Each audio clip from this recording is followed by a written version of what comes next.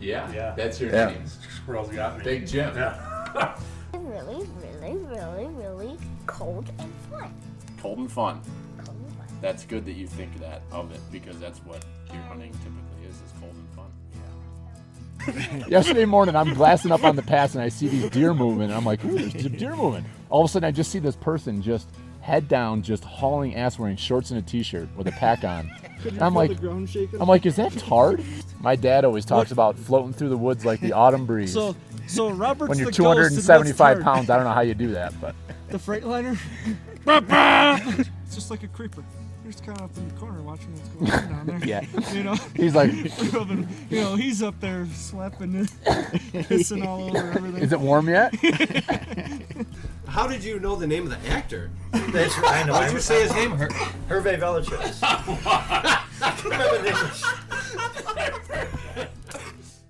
You know what pert near means.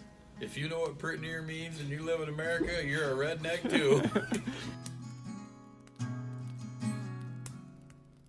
Welcome to the Log Talk Podcast, brought to you by Pert Near Outdoors.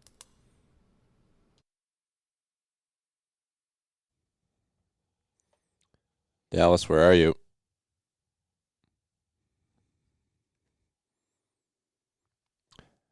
Hey, everybody. Welcome to tonight's show. We're going to give Dallas a minute here to figure out his technical difficulties. Text him up. So while we're waiting for Dallas to jump on here, we're just going to do a little bullshitting tonight and just kind of talk about what we've got going on as we move into the new year here, what we've got happening with ShedFest. And if there's anybody that tunes in here tonight that would like to call in on the Bullhorn app, if you've never done it before, we welcome you to do so. And join in on the conversation. If you got any questions for us, any comments on the show, anything you'd like to have us talk about, feel free to call in. We'd love to have you. And if you do, I will hook you up with a gift card to a store of your choice. So give us a call. We're going to talk for about an hour here, is what I figure. Danny Boy might be jumping on. Jimbo won't be joining us. They are cutting deer for the last time tonight, so they got that going on. Are you with us, Dallas, or no? Dallas is still having technical problems. All right, so while he's continuing to try to figure things out, I will just run through what we're going to be dropping most likely next week with ShedFest.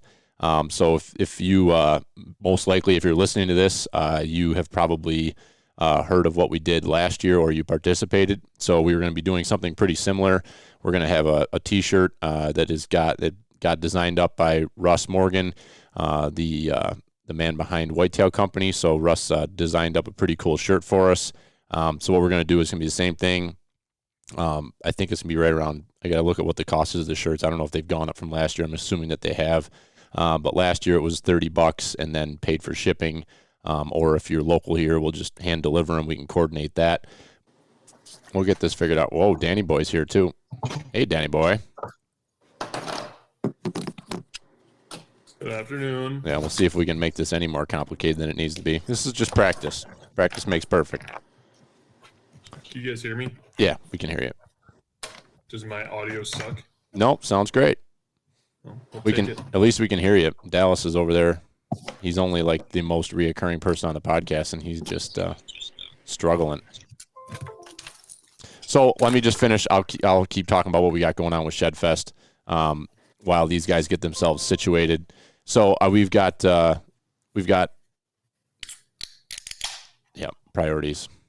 Okay, I'm going to start over again because this has been a cluster. So what we're going to do with ShedFest, it's going to be most likely a $30 entry. You're going to get a T-shirt and a 1-year membership to the National Deer Association, and then there'll be shipping on top of that.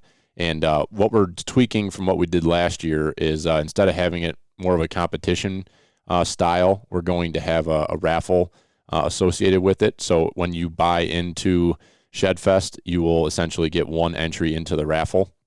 And we've got some really great prizes lined up. I've got a bunch of different businesses and other groups similar to ourselves that are donating whether it's products from companies that they work with or gift cards, things of that nature. And grand prize, what we're going to offer or what we're going to have for the grand prize is going to be a Kafaru backpack package. So I think what we talked about it last week, I think what I'm going to do is actually just buy a gift card from them. And then you guys, whoever wins it, can pick out whatever pack they want, whether it's just a pack or an actual frame and a pack, because not everybody's the same size or has the same desires in a frame pack style hunting pack. So pretty excited about doing that. I think that'll be a really cool prize. I think most people would be interested in something along those lines. So that's what we're going to be doing. I'm gonna be dropping that. I'm working with Russ. He's doing the shirts for us. I got to get all the sponsors over to him. He's going to get that done up hopefully in the next week, and then I'll get it posted up hoping by next weekend, because bucks are dropping their horns already. So I know there's a lot of guys that are already out walking the woods looking to find some sheds, and we need to get this thing cracking. So stay tuned. We'll when we actually drop it, you'll see social media and our website, and we'll send out an email blast, and we'll keep talking about it on here. And you can buy into ShedFest all the way through the end of the ShedFest. We'll probably draw an end line probably right around the 1st of April or the end of March. I'll set that when we figure out what the lead time is on shirts. I'm going to order a big batch of shirts up front based off of what we had sold last year, so that when we start, we can get those to people and not have to wait 3 or 4 months to get shirts, which is what we did last year, and wasn't crazy about that. It was kind of a mad rush to get 120 shirts out the door. So that's a game plan there. So if anybody's got any questions or ideas with ShedFest, let us know. But we'll be putting the final touches on that. And I would like to possibly try to do something along the lines of getting, looking at as we get through February and into March, we'll see what the snow cover is. But it'd be fun to try to put a day together to get a group of guys maybe to go to some piece of public somewhere and do an actual shed hunt together. That'd be kind of fun. So that's something I'm thinking about. That would be a fun way to get everybody together. And then I guess lastly, we're gonna actually we'll have the wrap up party for the event. We're gonna do that at Windy Brew. I got to work the details out with Russ, but we're gonna do something on a weekend day in April towards the end of the month, and we'll actually have a party there. And Russ is thinking he might have something going on, maybe a beer debut or something, just to kind of get people in there and get people out and about in those later months of the winter. So that's the game plan. So we got some people tuning in here. Our Danny Boy is on, and we have our first caller as well, and that is that hardworking son of a bitch, Dan Dunnigan. So I'm gonna get Dan Dunnigan in here so he can say hello. And I just promoted Dallas. Dallas is on too. But Daniel Dunnigan, have you thawed out from the game on Sunday? I have not. No, the snow camo did not keep me very warm. No, you couldn't have had higher seats in the stadium. It was pretty funny. I need to post that. Now that we're talking about it on here, I'll post the video on our Instagram story, because you were I could literally pick you out up in the stands because you stood out like a sore thumb. Just this one guy wearing snow camo at the very top of the 300 section. It was pretty funny. Yeah, it was a little windier up there than it was down in the field, I'm sure. I'm thinking you were getting the brunt of that north wind for sure. We were out of the wind. It was nice. So the $1 million question: did you get corona from going to the Bills game? I'm sure I did. Yeah. We're in COVID lockdown here at the Harvey House. We got 2 positives so far. So. Oh, I've just assumed not test. That way I don't know. I know. Well, when you got kids in daycare, it's not much you can do about that. So. That is true. Yep. So. We're going through it right now. We're in protocol over here at the Harvey House. So I'm glad we hugged and French kissed a little bit while we were at the tailgate on Sunday. Yeah. So do I have to give you a gift card? The Busch Light would have killed the COVID virus. So it would have. Well, it would. And Danny Boy gave you a Busch Light that he, ran his hands all over. So what are you doing, Dan? You're calling into the show. I appreciate you listening. You got any questions or anything you want us to talk about tonight? Yeah, I'm excited. I'm gearing up. We're headed down to our first ATA show tomorrow morning. Oh, no shit. So figured I'd call in, see if you or any of the guys had any burning interests, or if there were any new products that you guys wanted us to check out while we were there. Give you the first scoop. Danny boy, is there anything on your mind? Danny? All right. Well, No. No. Just don't get STDs while you're down there, Dan. All right? Yeah. Just stay away from the bathrooms. You'll I be don't all right. even know. I saw John Teeter posted a camera that he said he was interested in the other day, and I meant to ask him what it was. I never saw it. It was a Trax. It looks like a cell cam. I did a search online for it. I couldn't really find anything about it, so that might be something to keep an eye out for. But I saw that picture. I've never seen that brand though. yeah, same. I did a Google search for a little while the other day and couldn't find anything on it. Yeah, there's a lot of different cell cam companies popping up. That I know Radix is another one that I've seen.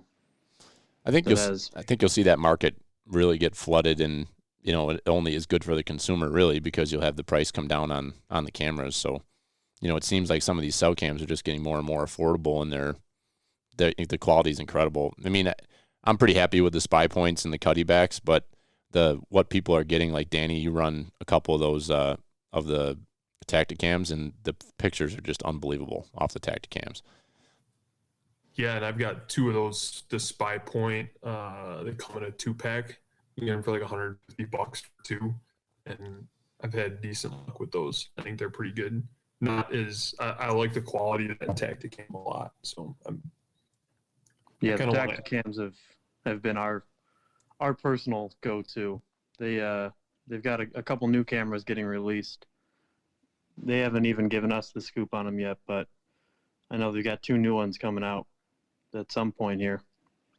Why don't you give yourself a quick plug, because I know we joke about you and your father-in-law, or your brother and your sister's cousin-in-law, your uncle Steve. I know we joke about you guys a lot on here, but we did that podcast last May-ish.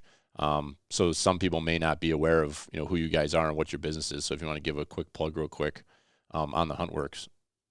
Sure, yeah. I mean, you usually do such a fine job plugging us. But, stop, Dan. Yeah, I mean, we are a small family-owned retail store in East Rochester, New York, focusing on high-quality tree stands, box blinds, ladder stands, and really any type of accessory that you would need to go into the woods with. We don't sell guns or ammo or anything like that. We focus mostly on our big brands, our Millennium tree stands. We're huge fans of Millennium tree stands, River's Edge tree stands, Banks blinds, and Grizzly blinds have been our big sellers this year. We've had a lot of fun doing it. We have met a lot of great people, a lot of fun conversations in the store. So yeah, I mean, if you're ever in the market for a tree stand or a box blind, we're right up in East Rochester. Give us a call. Our number is 585-252-1222, or check us out online, thehuntworks.com. Wow. How'd I do, Billy? Nice sales pitch. That was unbelievable. I might even send you a gift card for that. That was incredible. Nice job. Yeah. Can I get one to the Huntworks? You guys, yeah, I can I'll just go right on your website and buy you a gift card. That would be interesting, wouldn't it? But yeah, you guys have been a lot of fun to work with, and I'm excited to hear what you come back with and what your experience is going to ATA. A lot has changed for you guys. I mean, you guys, the business kind of really exploded for you in 2021. So I'm excited to see what the future has entail. I know my father is as well, because he's retiring and he thinks he's going to be like your top salesperson. So you better be prepared for that discussion to happen. And we're also looking forward to, you guys are going to have a nice booth there at the what do they call the show in Syracuse? I haven't been to it before. The New York State Sportsman's Expo. Yeah, that'll be a lot of fun. So we rented out a 1,000-square-foot booth at the State Fairgrounds.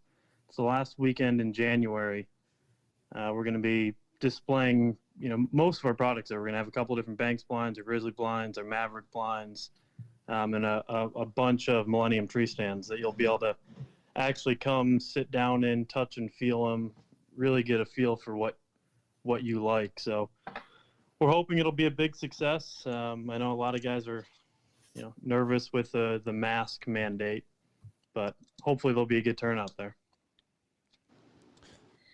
Well, it will be interesting. I mean, we're obviously in a pretty incredible wave right now, and I told my wife tonight, I'm kind of excited. I feel like this could be hopefully like the big finale, the fireworks at the end of the show. And fortunately, it's not it's not in super deadly situation. It doesn't seem. So hopefully we're kind of coming down the pipe here, and people can get back to it. I mean, you saw it on Sunday. I mean, you go to a Bills game, and it's been like that since preseason. I mean, people don't care. Like, you got 75,000 people. The only reason why they wear a mask is to go into the Bills store, and that's it. Like, nobody wears a mask in the stadium, and I'm not here to navigate that discussion right now, but it's just, I think it's telling of where people are at. Like, people are ready to be done with it. So I'm excited for the show. It's interesting. I mean, the ATA show, for example, I mean, given, the industry that we're in is, typically a right-leaning industry, right? Not to get into politics here, but they've publicly announced that they're not going to be following the state of Kentucky health mandates because they don't want people to have to wear masks because they don't think people would show up. Yeah. So it's just an interesting situation, and I'll be curious to see what happens in New York because it's a little bit different than Kentucky. Yeah, and I mean, let's be honest. I don't think masks are making much of a difference right now. I mean, Everyone's getting it anyway. This thing's unbelievable.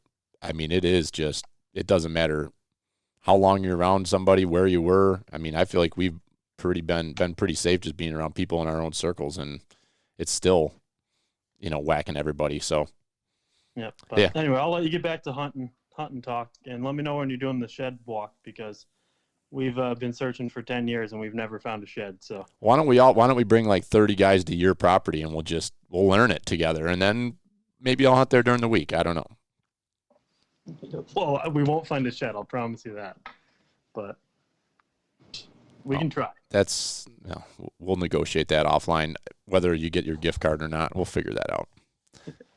All right, buddy. Thank you for everything, and have a safe trip, and tell Uncle Steve to behave. Stay away from the whatever he likes to drink. He likes to drink White Russians. I feel like he's a White Russian guy, so tell him to stay away from that. Yeah, I'll make sure that I tell him you said that. Okay. All right. See you, buddy. Stay well. See you guys. Yeah, there's been a bunch of people that have talked about that Dream Buck beer, Danny Boy. I think we're going to have a discussion with Russ that might need to be, again, on the tap for next summer. Yeah, that's the Aaron's not the first person to mention that to me. No. Or to mention that in general, so yeah. So what's happened? I'm trying to get our feed live on Facebook. I think Dallas did jump on with us. Did you get through, Dallas? Just as a caller. Yeah. I still got. Oh, that's all right, Uncle Dallas. I got problems with my laptop still, and then I try to get it when I try to get on my phone through the link. It takes me to the page, but I can't get it. I have no video, and then I have the audio. I can barely hear you guys, so I don't think get one of them work laptops, Dallas. Well, I didn't know I was gonna. I've done that before, but I didn't know we were doing this tonight until this morning. So yeah, I didn't either. We've had a bunch going on, and it's funny because coming into the new year, I had a laundry list of people I wanted to talk to and things, but you kind of like scratch and claw through deer season to put content together, and I actually had a lot of fun with the podcast throughout deer season. We really kind of just pulled it in and kept it within our group, which was much easier because we're all on the same schedules and living the same life right here, and you have to chase people around. But I didn't really have anything scheduled for this week's show, so I figured we'd just get on here and shoot the breeze for a little while. It doesn't need to be a long, full-length show, and see if anybody wanted to call in with any questions or anything. So we do actually, looks like, Tim Dunnigan said his property's posted, but Tim, that doesn't mean anything if you think that's going to stop the Pertinier Rascals. Good luck with that. We've got Onyx. We know where you live. That's not a threat. That sounded threatening. I don't mean it that way. Eric Redder is calling in. So, Eric, I'm going to promote you. Be ready. Here it comes. Eric. Can you guys hear me? We can hear you. How are you, buddy? I'm good. How you guys doing? Pretty good. Pretty good. So along the lines of getting tied up and just getting busy with deer season, this one's for Danny Boy. And Billy, this is kind of at the forefront of, I think, all of your intros, or at least how you contextualize a lot of the decisions you make in the season. But I remember at the little saddle workshop there, Danny, you were talking about the upcoming birth. You had a daughter, right? She's 4 months old. How's that going? How's that going? It's great. I hope she's sleeping right now. I know that life. So my question to Danny was, I guess it was the drama or the focus of Billy on making hunts count and the time with 2 kids and so on and so forth. Was that real? And I know Dallas has probably chimed in a bit on that, because I know we were talking about that at the little event there about how you'll figure a way to make it work as she's coming. And I'm glad everyone's healthy and safe. But I wanted to see if the hype lived up to it in terms of managing the schedules with the onset of the new family. It's really funny because from the start, I was like, man, this is great. I think I got this thing figured out. Like, we're going to do this. I was doing like some half days in the morning off, and like, just that was like the best time to go out was in the morning, and it just, whatever I could fit into our schedule. But I learned real quick, I tried to go out the first 2 weekends, and then the third weekend I really wanted to go out, and I was like, shit. It's like, I'm already getting shit, and I went out the first 2 weekends and had duds, and I pushed my luck. So you learn that lesson that make it count. And I've always been like a later October hunter too, and for some reason, like, I had the itch, and so that burnt me just a little bit. But yeah, I think I did learn the lesson from Billy. Make your hunts count, and I just try to get out as much as possible.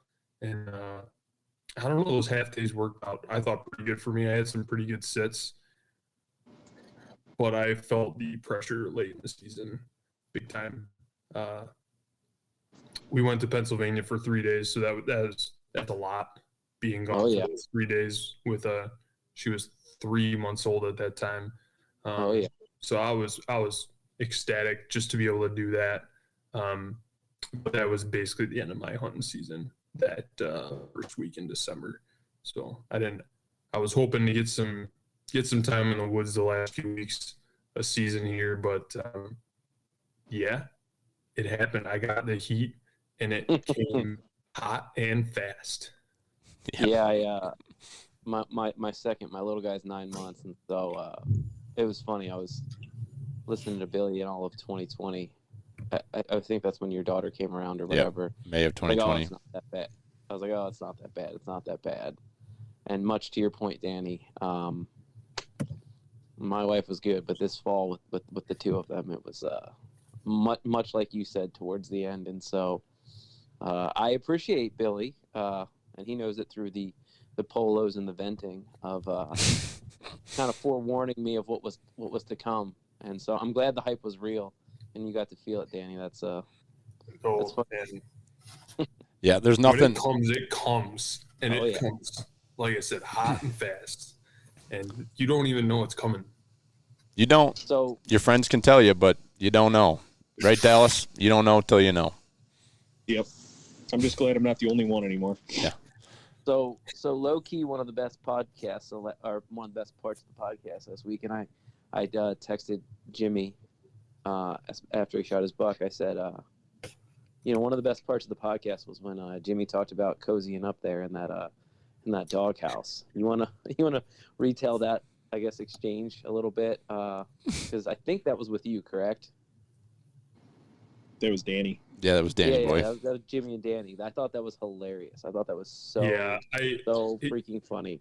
I don't know if they told the story right. I'm pretty sure the exchange I had with Jimmy, I said something about being out in the ocean without a life raft or something, and Jimmy was like, "You're up the creek without a paddle," like, I think is what it was. Yeah. He's like, just hop in that canoe and join the club. Or something. I was driving early on the weekend for work, and I had that podcast on, and that was a good pick me up there in the early mornings. I was like, "Oh man, this is funny." That was good. I thought that was great. It's funny because you can always expect that sort of intro from Billy, and then since Dallas has been on recently, sharing like how and why you guys like to maximize the late season with your tactics, but also, with this sort of work-life balance stuff. I was like, man, this is all kind of running together because I'm feeling the heat too, and then it's pretty funny. It's been one of the cool things about the podcast in doing it for a couple of years now too, is because I look back at my 2020 season compared to my 2021 season, and I hunted twice as hard this year and had the same results, deer wise, quantity of deer wise, and I had to work a lot harder this year, and it started in September going to Colorado and being gone for 7 or 8 days or whatever it was. So like, I do understand where my wife is coming from when it gets to be Thanksgiving, Christmas, and then and it's like you're still hunting, and it's like I got buck tags to fill, hun. You don't understand, but like I think everybody. I mean, I talked to so many guys, and I've made just like you, Eric. We've made friends with so many great people, and so many of us were relating to each other because we're in the same stages of our life. We're raising kids. We're busy with work. Life is busy anyway. So it's really nice to talk to other guys and be like, yep, I'm dealing with the same shit right now. It's okay, buddy. But, I think spinning that discussion into the off season here, Danny, you shooting that buck was, you've been putting a lot of time in there, scouting in the off season, hiking, doing some, volunteer work there and stuff. Like, you've spent time in the off season. I think that's something that I did some of last year, but I didn't do as much of it as I did in 2020 because of the, me being out of work for 3 months in 2020. I spent like 3 months outside. So I was in my hunting areas. I was hiking. I was, learning what was going on. And then it was a normal year mass crop wise, and the deer were doing what deer do. And this year was just a total curveball, and I didn't get to spend the same amount of time getting myself ready for the season. So if there's something that I would recommend to people as we head into these winter months is like, take advantage of if you've got an hour here or 2 hours there, or you can, throw the kid in a backpack and go for a hike, like go walk some of these areas. And that's one of the beautiful things about Shed Fest. Like we're doing this just for fun and essentially a membership drive for National Deer Association, but it gets you wanting to get out there and looking for deer sheds. It's a freaking blast. So what you learn now will help you kill deer in the fall. That's for sure. Did you guys notice, I know Billy, because in 2020 you had kind of, or maybe it was earlier this summer, you kind of talked about the gypsy moth situation, but I did not anticipate the mass crop issue paired with the gypsy moth issue. And so I don't know if you can speak into that, because we're talking about Shed Fest here, and obviously we're going to be looking for areas or walking areas we know, or checking out new areas and looking for some sign and checking the trees. And when I came out your way, I definitely noticed that. I mean, we had a couple texts where I said that as well to you. You were like, hey, what's this area looking like? And yeah, I was really surprised at how both those things kind of came together, and the sign was just completely dry because of it. Yeah, no doubt. My recommendation from what I saw during the late season is find anything that's got, any pine, hemlock, anything like that, spruce trees. Like that's where I'm going to be spending my time hiking this winter, because that's where every deer, aside from where we were that Monday when we were down in a unique area where there isn't that. But I mean, almost every deer I saw in the late season was in some sort of pine tree. So in those areas. So that's where I'd be spending my focus time. But because there isn't, like, I know there's acorns on the ground, but those are not this year's acorns. They're last year's acorns, and they're probably rotted and not good. You just at a glance, like, oh, there's acorns here, but that's left over from the year before, So, yeah, it's going to be interesting. I think if you find them, you're going to find a shitload of them because they're probably going to be wherever there's decent browse is where the deer are going to be, I'm thinking. I don't know if you guys have any thoughts on that. We noticed with the acorns, too, like, it's dependent on area, right? We went camping there on Lake Erie, and they were raining like freaking like crazy. Right, but they didn't deal with the gypsy moths there. Yeah. But that's a good point too. Like, we were down in PA, didn't see any acorns in PA, and they didn't deal with the gypsy moths in that area. But yeah, holy Christ, there was a lot. I got bags of acorns from Lake Erie State Park. So it's not like there was no acorns this year. It just was not where we are hunting, I guess. Yeah. Well, Eric, Yeah, no, it's just. What else are you thinking? Anything else you got for us to dive into? No, you kind of set me up on a tee there, just talking about getting out and getting into the late season. And when I saw Danny Boy jump on, that was at the back of my mind from last week, as well as just kind of circling back around to the summer. So I'm glad you're able to get it done, and you got to welcome a new person into the family, and now you're along for the ride like the rest of us, giving them hell. So. Appreciate it. Higher hopes for the holiday hunt next year. Say that again. Higher hopes for the holiday hunt next year over here. Well, so to the point about the holiday hunt and kids and all that stuff, I texted Billy at 5 a.m. or whatever it was on that Monday, and I said, so that was whatever it was, the 27th, and I said, yeah, I just found out the daycare says my kid can't come because of the COVID, so off from work, part of this new event. You had a number on the deer drive, man.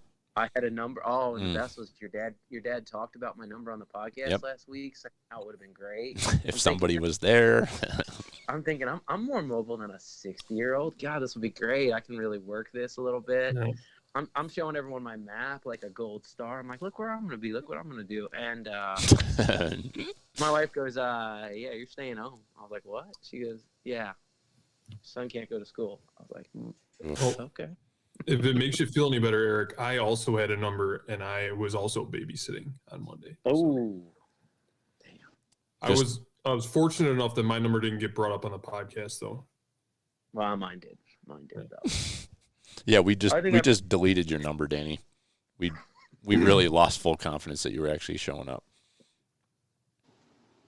Couldn't have been a good spot. All right, Eric. I'll let someone else jump in out of the queue. Thanks. Yeah. Thanks for chatting, boys. No, I appreciate it, and I'll hit you up, and you let me know where you want a gift card to. We'll get you set up. So I appreciate you, and thanks for following along with the podcast. Yeah. Feed him. See you, buddy. All right, yeah. If anybody, Big Show Brandon, what's cooking? If anybody else wants to call in, I see Mr. Gottfried is on there. I see Frank Maresco's on there. If anybody wants to call in and give us any insight on, I know Frank, I'm curious what the end of your season wrapped up down there, downstate with the. Aaron's calling in. All right. Everybody wants a gift card tonight. Look at that. You start throwing free money out there, and people just want to start calling in. So we're going to promote Aaron, but if anybody else wants to get in the queue, feel free, and we'll jump into your questions too. So, Aaron, the floor is yours, sir. What do you got? Hey, Billy. How's it going? I'm good. Good. Hey, Danny. How you doing? Good. Good to hear from you. Uncle Dallas there. What's up, brother? Good. How you guys? Hey, just want to let you know I seen a really nice mass crop of beech nuts this year when I was out and about in this one area where I normally hunt, and there's been a lot of turkey activity out that way too. And of course, last day for the holiday hunt, I was surrounded by turkeys and trying to get the woods nice and slow and stuff, and come to find out had one of the nicest bucks I've ever seen, come out within 50 yards, and, you pull up and take your time, and of course take that shot, and it's like, well, you think you hit it, and obviously see it run off with another deer and don't see nothing. That's frustrating. So I had 2 other chances passed because I had other deer coming in during archery and crossbow. Both times deer were grunting behind it, just waiting for that big one. It just never happened because I was holding the trigger back, and I should have pulled the trigger on the other 2. That sucks. Yeah, I was following along with you on Instagram as you were posting stuff this season. I was pulling for you. You've had some good seasons the last 3-4 years, so I was fully anticipating you knocking another good one down. But how did your jury duty go? Well, come to find out, I was going to head down to PA with you guys, and I got a letter in the mail like a week before, you actually contacted me about going down. And, called the day before. They postponed it. 2 weeks later, got a call, postponed again. And then I got a call today, and now I'm postponed till January 28th. Jeez. So that's my luck this year, and I'll be having a bunch of tag soup this year. It's all right. We got venison over here. If you get hungry, if the lake effect snow hits real hard tonight, just drive a little east. We'll feed you. Yeah. I mean, won't be too far. Maybe I can buy you a beer at Wendy Brew. Hey, we will definitely take you up on that. Yeah. But no, you guys had some really good content this year for the podcast, and your all hunts that you had were awesome. Some good deer that you took, and hopefully maybe next year I can head down to PA with you guys. Yeah, I hope so too. And we appreciate that. This past year I was actually running some numbers today, and it was fun to actually look month by month and overall total downloads, how things have changed, and put a kind of graph year over year. So things are growing, and sometimes it feels like you're pissing in the wind, but we actually had more. I got to actually figure out what the number is, but we actually had more episodes in 2020, but had more downloads in 2021. So, I think per episode we were significantly up, and this deer season was a huge hit for us. I mean, we seemed to get, reach a whole bunch of new people, and, it's going to be all about trying to make sure we keep content going that's interesting and keeping people engaged. So, this is going to be a huge platform for us as we move forward. I want to continue to do more shows. Just everything's most likely going to be live on here. And if people want to tune in and they have questions and stuff and interact, you're more than welcome. And that's what we want this to be. And we're creating a kind of a cool community here with our, kind of New York and Northeast hunters. And it's fun to have these conversations. We can go down whatever rabbit holes we want. We're not bound to nothing. We don't, other than the Hunt Works and working with those guys, we don't really have anybody, and clearly they don't care what we say or do. Those guys are great. So yeah, it's hard-working sons of bitches. Hard. I'll tell you what, them guys, they are something else. Yeah, I couldn't believe it. Danny and I are tailgating on Sunday, and here, there's just there's thousands of people around, and here comes this guy walking by in snow camo. Of course, it catches your eye, and I'm like, look at him, like, holy shit! I go, it's Dan Dunnigan. Like I didn't know he was gonna be there. I don't know if he knew I was gonna be there, but literally walks like right by me, and he actually tried to go in the stadium, and he had this, he's got this giant jacket on, and the other guys that were with him had all these nice like jackets with the battery heaters in them. And they tried to go through security, and they kicked him out, wouldn't let him in. So we were still at the truck. He came running back to the truck with all the batteries and dumped him off in Danny's truck. So, yeah, for anybody out there, that's a fun fact. Can't take lithium batteries into a sporting event. That's something. Mm-hmm. But, hey, another good plug is seeing that John Teeter's going to start up his podcast. He's got, he's been really a good help for, talking to you guys and getting good content out there about food plots and stuff like that. And then also Steve Shirk, following him on Instagram and Facebook's been really, really helpful too. Yep. Yeah, thank you that was actually one of the things Dallas and I were talking about when we were trying to figure out what the hell to talk about tonight, was highlight John in particular, because his new podcast dropped yesterday, Tuesday morning. So I believe, I don't have it right in front of me. What the heck's his podcast called, Dallas? Anybody? I think it's just the Whitetail Landscapes, I think, isn't it? It's something or other, I think. It's Maximize Your Hunt is the name of the podcast by Whitetail Landscape. So if you go on, it's on every platform. So he's I love John. I love listening to him. He's been great for us, and he's been a huge help with us growing our listenership, and some of the stuff that we've done with him and Ben, I think, has just been invaluable. We've learned so much in the last 1 year interacting with those guys. So him starting up this podcast, and he's doing it on the Sportsman's Nation platform. So, this is a big deal for John, and we're really excited to see that. And, he goes into in his first podcast, he intros kind of what the podcast is going to be all about. And he's going to try to keep him short and sweet. And he's a lot, so I told him I was going to bust his balls, because I told him he sent a shot over the bow at us, because in his first podcast, he's like, I'm not a big fan of these long hour and a half, 2 hour long podcasts. And I'm like, that son of a bitch is taking a shot at me. And I know that's not what he was actually doing, maybe, but I told him I was going to take a shot at him. And my shot at him is his freaking deer hunting stories. They're like an hour and a half long. Like, you can't, there's like, was he wearing clothes? Was he not wearing clothes? Like, was he hydrated? How long did he air his boots out? So, like, I told him I was going to throw one back at him, because our podcast could be a lot shorter with him if he would just get right to the point.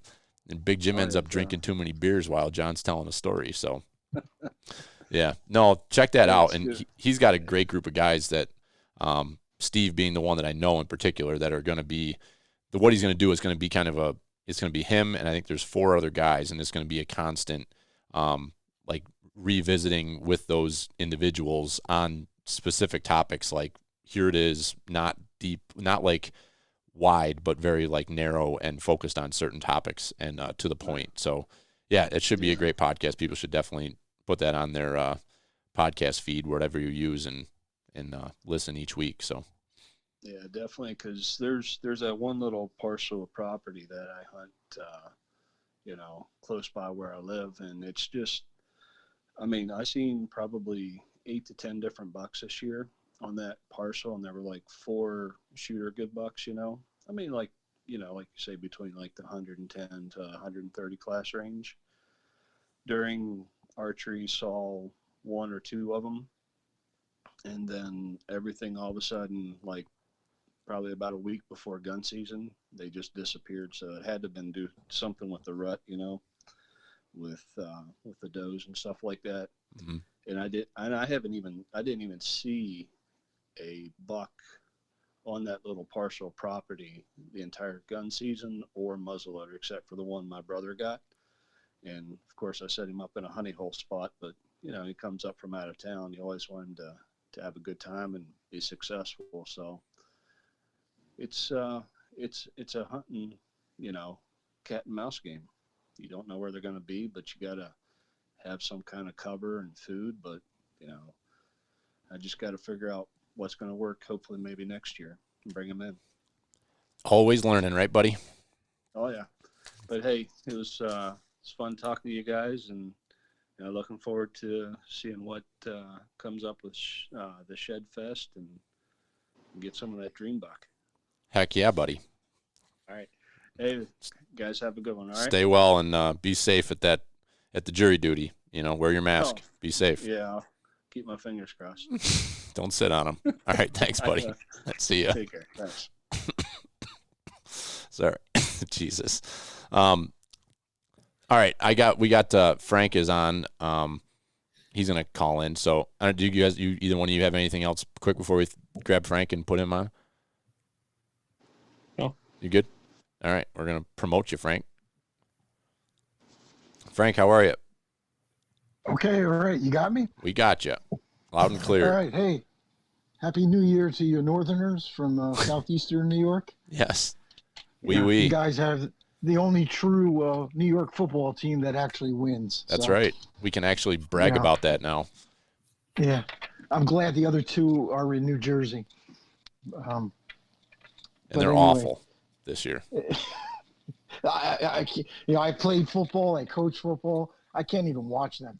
So No, it's brutal. Painful. Freaking brutal. Painful. But anyway, but more importantly, yeah, I know last week was your like end of year podcast, but for me, I'm just looking forward to another year of getting ready. I know there's a lot of big bucks out there that are still alive because I didn't get them, but yeah, late. I call it late season instead of holiday season. I like late season, but it's got a nice ring to it. Yeah, I like that. It's easy to remember. Did you get out much during it? I went out every day. Did you? Except one day. I didn't do morning and afternoons. You know, I either went out. I probably went out in the afternoons. I think Saturday I went out in the morning, and it was the weather. I mean, I think you had the same weather. It was just nasty. It was just warm here and nasty out. I saw all kinds of sign, but I just no deer. If you use cameras as an indicator, all my cameras were showing night movement in almost all my areas, from gun season right through late season. So. Yeah, and that was pretty consistent for us here all over the Western New York region. I mean, with all the cameras we're running, almost the entire season, except for early October and through. We had a little bit in mid-October, it seemed, but I mean, just I have one buck that I've been hunting for 3 years, and he wins every year. And I was hoping he was going to let his guard down because he didn't know about late season, but somebody must have told him. Yeah. Maybe it was me going to the tree every other day. I don't know. Could be. But so how do you feel the deer herd's looking down there? I know you were on early in the season talking about, and you've been kind of keeping me in the loop of what you were seeing down there with EHD and that. So how do you feel things are looking? I have crazy. The EHD that hit me was from 2020. Mm-hmm. I didn't see it this year, so I'm kind of like a year recovery. Yeah. I probably didn't see it because I would say 50% of the deer were killed. So, less deer. And I hunt two areas, suburban. That one was the one that was hit. The other one is hardwoods. The hardwoods is just the same, low deer population. But I mean, during 2020, I didn't even see deer on camera, So this year, I mean, I saw deer while I was hunting, and I saw deer on camera. So this year was a lot better, and I got a buck during bow season. So to me, that's just great. Probably not, going into 2020 before EHD, I bet you I had 10 shooter bucks. You still hear me, right? My no, we can hear you. Things. Yeah. Okay. Yeah, we had a question. I'm playing with the system here. Somebody asked us a question. I don't know what the heck that does, but anyway, the buck I got this year, I had some decent bucks. The buck I got this year, I got on camera 2 days before I got him, and that was just fantastic. I think it was the first year I ever actually said, okay, that's my target buck. And then 2 days later, he shows up again. So it's awesome. Doesn't work out like that very often. No, the last time, the year before, I know you wanted to keep this an hour long, so I'll keep it short. You're good. But, the year before, I was watching this 12-point buck. I never named bucks. I named this guy Titus. I don't know why. But and I saw him once in October with my eyes. I never saw him again. And, of course, I passed up every buck that I saw waiting for him. And finally, I had enough, and I shot a nice 8-pointer. And little did I know that he was standing 30 yards to my right watching. Not only was that painful, he walked in to smell my buck. Oh, my God. And I just shot.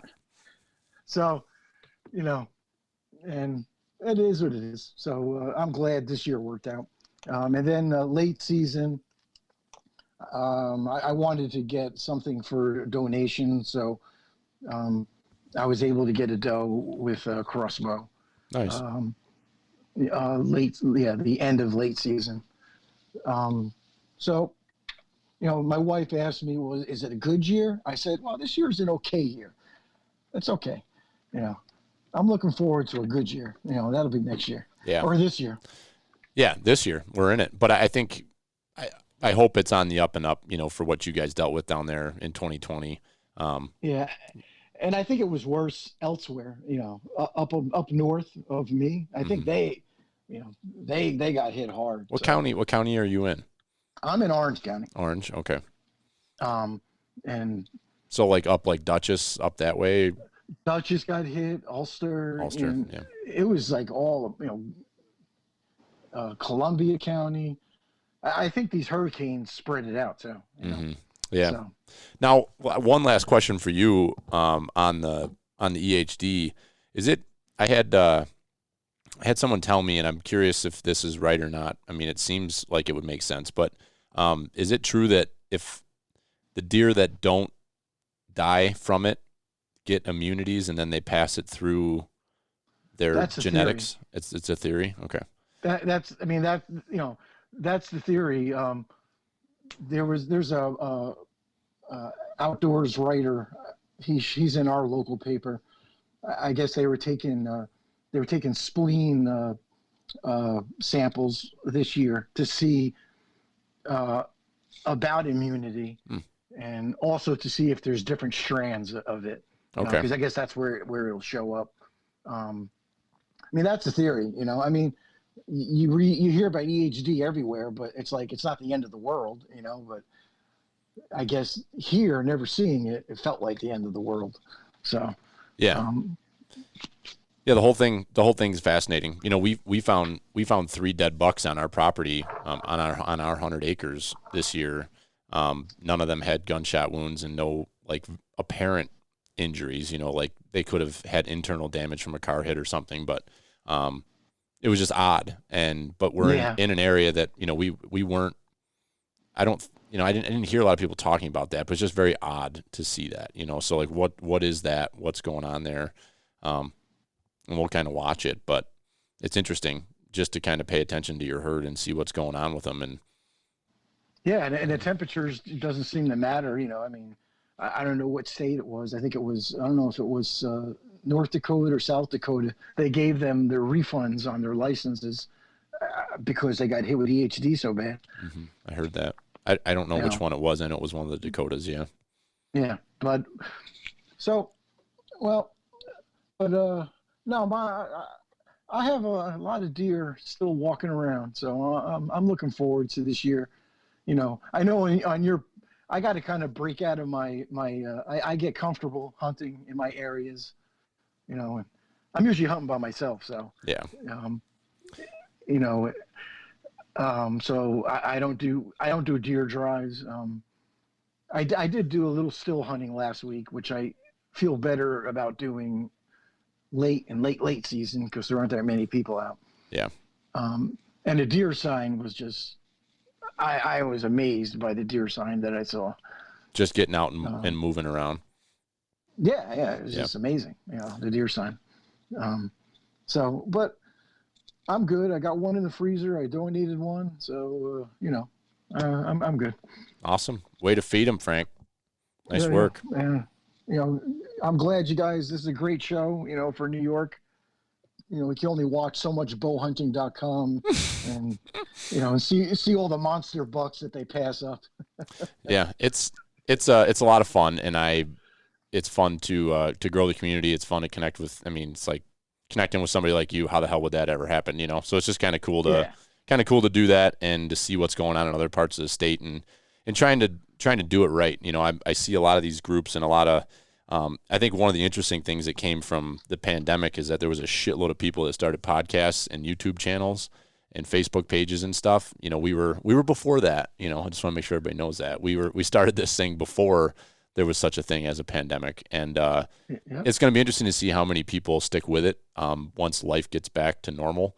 And also, there's just there's a lot of people out there that are not good representation of who hunters are, so we're really trying to be, we're us, but we're trying to be good representations of who hunters are and what we do and what we're passionate about, and hope we can continue to spread that, that message and that lifestyle. New York gets bad raps for a lot of stuff that it deserves, but outdoor and hunting and outdoor activities, I think it's just a great state. It is for that. Yeah, we're very fortunate for what we have here. We have such diverse landscapes. We have, you can hunt mountains, you can hunt river bottom stuff, you can hunt ag land, like you got it all. And we're very my fortunate. Friends make fun of me because I don't want to leave the end of October to November. I want to be in New York. I stopped hunting Montana a couple of years ago. I don't want to go away that last week. It's just bow hunting in New York. The last week and the first week in November. There's no other place I'd rather be. Amen to that. That's what Ralph Olson says. There's no other place I'd rather be than right here, right now. Yep. That's Marv Levy. I think that was Marv Levy. What did I say? Ralph Olson. He's dead. Yeah, that was yeah. Marv Levy. God, rest in peace, Ralph. I named my cat after him.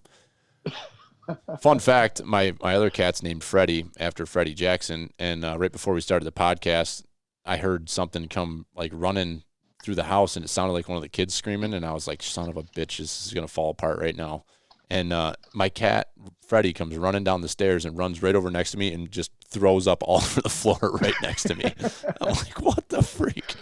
I'm trying to get Dallas on the podcast and getting him figured out. I'm like, this is a disaster. But it's real life, Yeah, so thanks a lot. Good luck to everybody else for the new year. Yeah, you too, and appreciate you, Frank. Thanks for calling in, and I'll hit you up offline to see where you want a gift card for. I'll steal your money. Thank you. Thank you. Take care. See ya.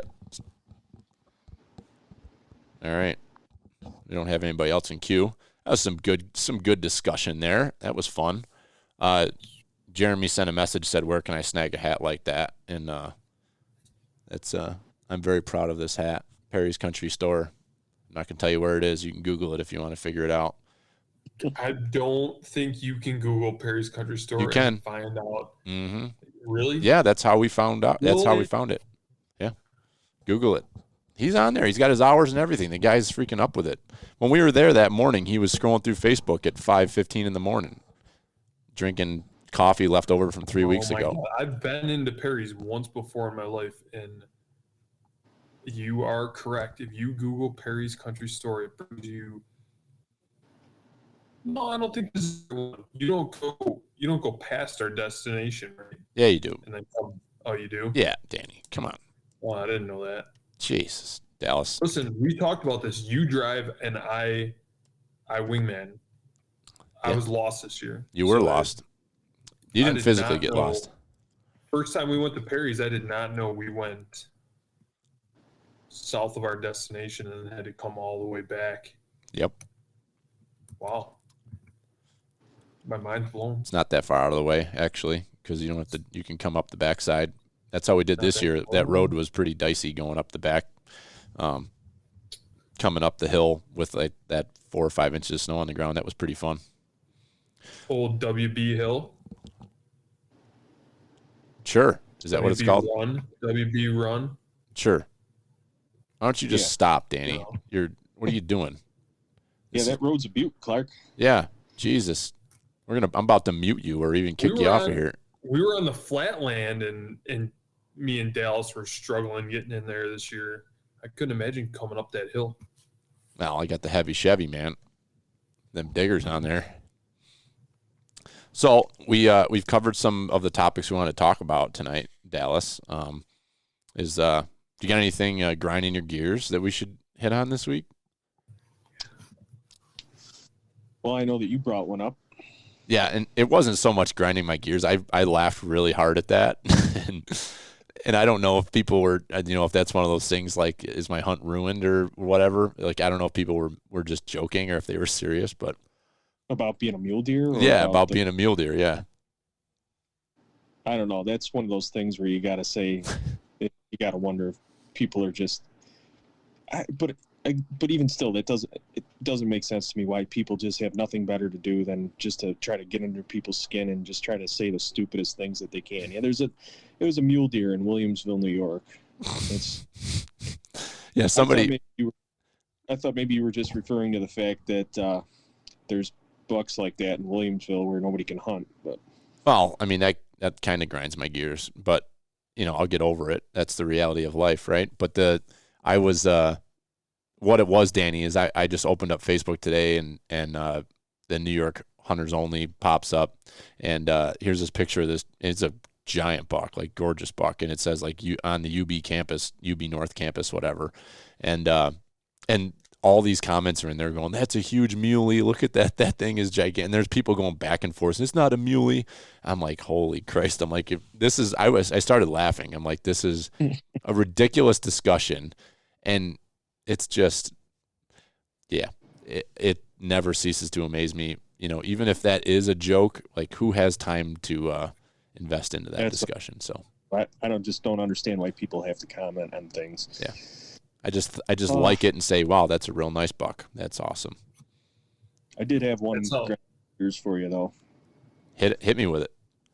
All right, so Utah just voted to ban trail cameras for deer hunting. Did they? I think Arizona is either doing the same or has already done the same thing. So I know there's been some controversy around cell cams in the past, which obviously we don't have any problem with cell cams, but I could at least see your argument for why you would think that is maybe not fair chase or unethical or something. I know Boone and Crockett Club has a clause in there that says that if you killed a deer via a cell cam, which I don't know how you'd even determine that they don't consider it fair chase and they won't accept it in the record books. But now we've actually got the whole state of Utah is going to ban trail cameras for their use of hunting, period. So, pretty wild thing there. I can't understand the reasoning for that. Yeah, I just pulled it up here. I mean, I've heard in and grinding my gears. Oh, you were gonna grind your gears on that? Yeah. Dallas just stole that right out from under me. Oh. Did that grind your gears? Oh man, it's like, what am I gonna talk about on grinding my gears? And I was like, fucking Utah trail cameras. And it's not that it grinds my gears as much as is. So it started as one state. Now it's 2 states, Arizona, Utah. Where does it go from there? And like it's Western. And I don't know. I guess I kind of get it for Western states. Utah, like you see people hunting out there and you hear a lot about how crowded it is out there. So I don't know. I don't know what the reasoning they have is for it. I don't know if you read anything on that, Dallas. No, I mean, they said they put it out for public comment. They surveyed thousands of hunters, but then there was a paragraph in there that said 43 comments that they got on the public comment thing. And one guy that voted against the banning of the trail cameras said, yeah, I get more spam email in a day than we got negative comments about trail cameras this whole comment period. So I really don't understand it. I would think that it's even less effective in the Western situation, because when are you even going to go and check your cameras? And how many cameras, you're talking about like 1 million acres of public land. Where are you going to put cameras? Yeah. Well, I've heard a lot of discussion about this out West, and being that it's primarily public land that people are hunting, it becomes like a huge conflict point, because you have a lot of people that know, like especially like Arizona and Utah has a lot of dry areas where there's watering holes and obvious congregation points for animals. But but Arizona, like I've heard a lot of really interesting discussion about Arizona, and it is a problem. Like people know that it's a problem, but is banning something, is that going to fix it? Because all that's probably going to do is make the people that are going to follow the rules, and the people that are going to break the rules are still going to find a way to break the rules. That's just the reality of it. But what's happening, I know, like Arizona's situation, because I've heard it talked about, is you'll have these watering holes where every deer, every elk, whatever you're hunting in the area comes to that point. It's an obvious focal point, and you'll have one stake with 40 cameras on it. Maybe that's an exaggeration, but you might have 10 cameras on it. And then come opening day or come, the morning to go out there, everybody's bombing out there to this one point to get their camera to see what's going on, and it becomes a huge conflict point. So like I can see the problem, but I just don't we've talked about in here, I don't like banning of things. I think there's better solutions to it, and this will start popping up on the Western podcast. You'll start hearing some of the bigger name shows talking about this because it's something that they were talking about last year when it was kind of rumored that it was something that was in the discussion point. But if you're on public land and there's an obvious watering hole, like the one idea that I think it was Chris Rowe brought up, which I thought was brilliant, was like put a state-run camera on the damn stake and make it a cell cam with a solar panel and make people pay a subscription to go and look at the pictures every day. They just go online and look at the pictures to it, and then it just keeps people the hell out of there. And it's a profit center. Like, you could be creative about it and you're still going to have probably some of the same issues, but I don't know. If you have 10 idiots putting their camera right next to 9 whatever, one idiot walking in there putting a trail camera up next to 9 other idiots, like I don't know. I'm thinking about how Dallas was talking about the half hour before sunup and sundown. Like, if you're too stupid to realize that, like, oh, it's 6:45, I can shoot, like, I'm just gonna start lighting off rounds even though I can't see anything. It's the same thing. Be smart about it. Like, why people, like, if you have interest in putting a camera up next to someone else that has 15 cameras there, what are you doing? What are you doing? It's so stupid. I don't know. You can't tell me find a new area. Yeah. Arizona has hundreds of thousands, millions of acres of public land. Like, I don't know, man. Go find another spot. Yeah. But it's not difficult. So, like, here's where my mind goes immediately to it is, like, how poor, like, we have to, as hunters, we have to, this is like one of my missions going into 2022 is to, like, really try to physically engage with my local representatives on all sorts of topics, whether it be school board. Like, I want to start paying attention to my local school board. My kids are going to be going to school in the next 2 years. Billy possibly next year with pre-K. So, like, you got to start getting involved with some of these organizations and some of these, local municipality and even state level stuff, because you need to have connections. And that's one of the things I hope to build with the podcast is a reputation where we're somebody that can have people on to have discussions about some of these topics.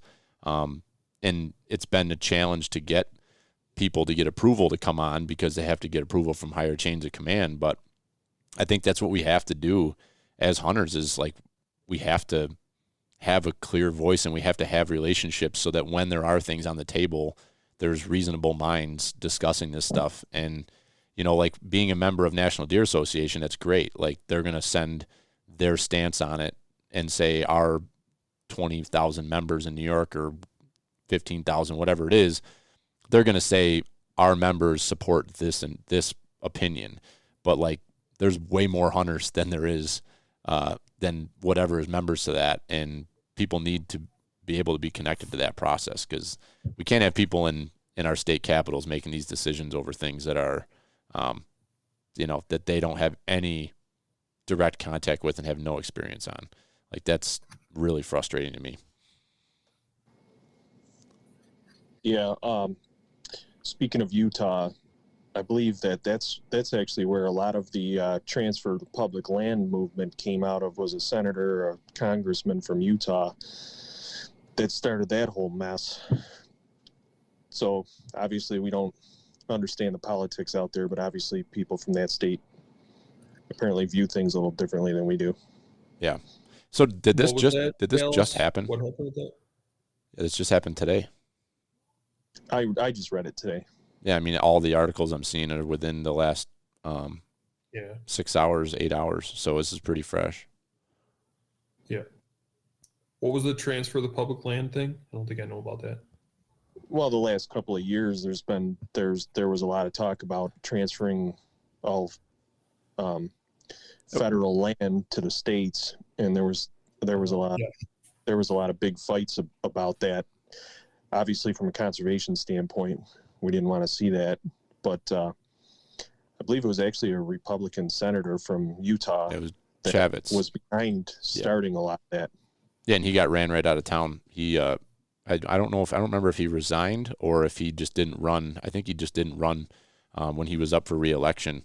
It basically ruined his political career.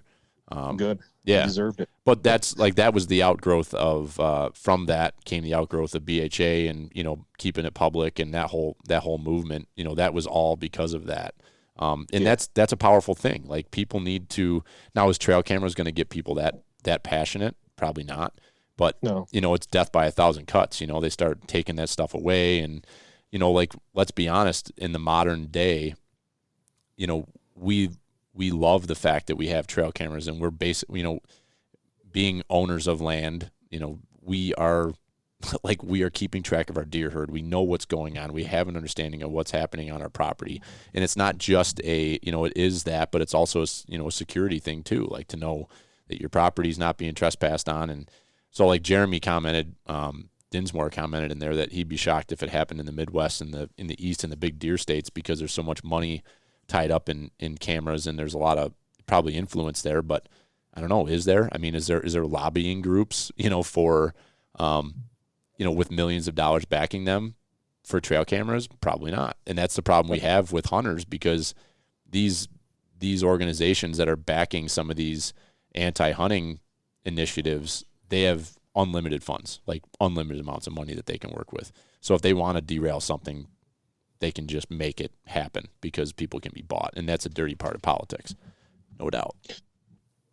So I like the point you made about the watering holes in the public land out in Utah or Arizona. Like, I could see that being the point why you would say, okay, let's just get rid of trail cams. But the way they framed the story, the way I read it, was that it was all based on fair chase. And so your comment had nothing to do with fair chase as far as I'm concerned. Right. No. And if anything, well, the other thing that I've heard, you know, not to just keep beating this point, but the other thing I've heard with that is that the constant disturbance of, you know, they are concerned about calf recruitment and disturbing the animals throughout the year and not giving them a break is a big concern. And there's, like, I've read some articles about they're concerned about some of the increase in recreation. You know, the area we hunt in Colorado has just exploded with population and exploded with, you know, with the towns have just grown dramatically. So you have more hikers and backcountry skiers and mountain bikers, and like there's just like nowhere. You know, you're 7 miles in the backcountry, and some guy comes running by at 7 a.m, and he's running up every single ridge and every peak, you know, to get his miles in. Like, which is cool. Like, I don't have a problem with that, but like that is disturbing the wildlife. And if that's happening, you know, basically all year round, you know, I think that's a factor too that they're looking at is, you know, what can we do to ensure that we're getting good recruitment? It's like, these are just some of the things that, like, logically, like that, you know, I understand that, it makes sense. But again, I don't support the ban. I don't like that. But, you know, it's like with anything. Well, they definitely have a whole different set of issues out west for sure. Yeah. You know, and I respect that, but just something I wanted to bring up. Yeah. That's a good topic. And I think that kind of, as we kind of start wrapping this up, that kind of rolls us well into what I'm pretty excited about next week's show. Next week, we've got Kevin Visison from the Deer Hunter podcast coming on, and I'm a huge fan of Kevin's. I'm really excited to get him on here. He just seems so relatable, and his podcast, I did not know about his podcast when we started ours, and I just feel like he's somebody that we connect with really well. Same type of guy, blue collar. And I really appreciate and respect his opinions on some things, and he's not afraid to talk about some of this stuff. And we're going to dig into some things. I don't really have an exact agenda. I don't necessarily want that. I kind of want it to be just a free-flowing discussion. But we're hoping people enjoy that chat next week as we talk about, you know, what some of the podcasts are we're listening to, what some of the, you know, the influencers that we're watching to help, you know, drive direction for our lives, and you know, what we think about how the world and how the country is moving right now. You know, I think it's important we talk about that, because a lot of people aren't aware and aren't paying attention to some things. And I think there's a big wave coming of people that are getting a little sick and tired of the way things are operating and ready for life to get back to normal. So we're going to spend a little time next week digging into some of that stuff, which isn't directly hunting related, but it's lifestyle related and it's important. So probably have a couple cocktails too. Yeah, I'm hoping that everybody's feeling good here by next week. So maybe we can get Uncle Dallas and whoever wants to come down here to the house. Maybe we could have a few of us here logged in and have some fun with it. So, but we all got to get up and go to work in the morning. So we're not going to be able to do that to the point of a sloppy beers on the deck. We don't want that. But looking forward to the show next week for sure. So if anybody has any topics they'd like us to talk about next week on the show, hit us up. Let us know. We will put it on the agenda. So anything in closing from either one of you guys? Nope. I gotta go upstairs and take care of my life. Okay. Yeah, I think I probably should do the same. Uncle Dallas, appreciate you. We'll probably talk to you in the morning. Sounds good. All right, buddy. Thanks everybody for tuning in, and for those of you that called in, you're the best. So keep feeding them and stay healthy, stay well. See you, folks. Fade 'em. Fade 'em.